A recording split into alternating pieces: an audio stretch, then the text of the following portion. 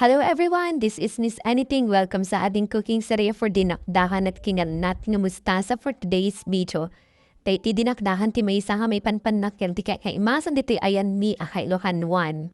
In Tagalog in short, alam niya naman na siguro na isa sa pinakamasarap ang dinakdahan recipe sa amin di ka sa Kailohan 1. So anong piro katipo tayo nga kaimasan apan kalang ti lugar ti Kailohan 1, ichay mo masarakan di magbaganda nga kaimasan.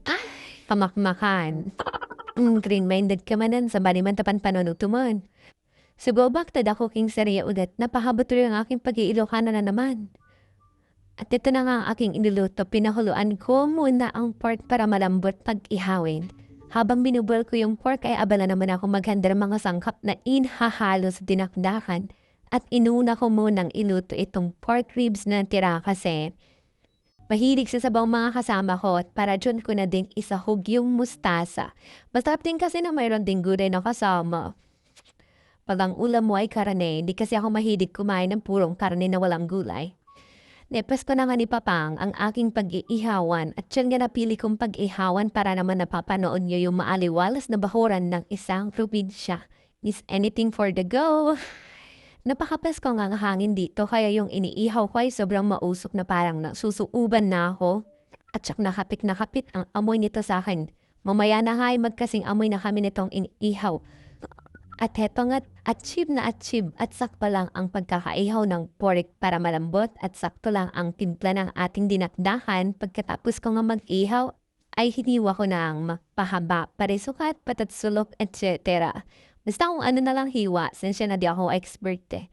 Pagkatapos ng nahiwa ay hinanda ko na ang suka, paminta, asin at dahil walang utak ng baboy, itong second choice ko sekretong nilalagay ang mayonnaise lady's choice. Isa kasi ito sa nagpapalasa sa ating dinaktahan. Pinaghalo-halo ko ang isang mangkok para magtimpla ko ng maayos at mabalanse ang saktong lasa nito. Pagkatapos kang matimpla ko ay hinalo ko na sa hiniwa kong inihaw na karne. Then, mekos-mekos lang. At ayan, charan, nagimason. Naghiwa na nga ako ng kamatis para sa mustasa kung kinilnat. At hinaluan ko nga ng bagoong. Gasan that. Mapapadami na naman ako ng kanin dito. Go for the go. So, heto lang guys. Natapos din ang ating cooking serye. Kain na tayo. Salamat sa inyong panonood. Sana huwag niyo kalimutan mag-like at mag-follow para sipagin ako gumawa ng susunod ulit na video. Salamat! Thank you!